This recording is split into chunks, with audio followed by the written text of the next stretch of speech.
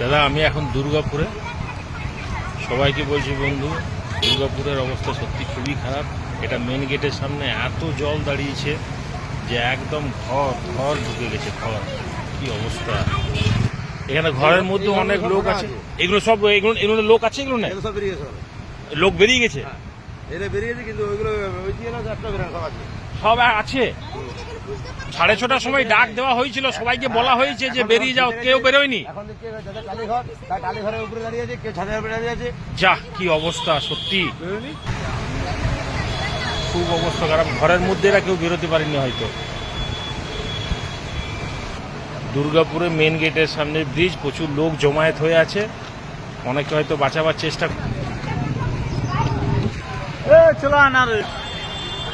উল্টো দিকে দুর্গাপুরের সব ভেসে একদম একাকার।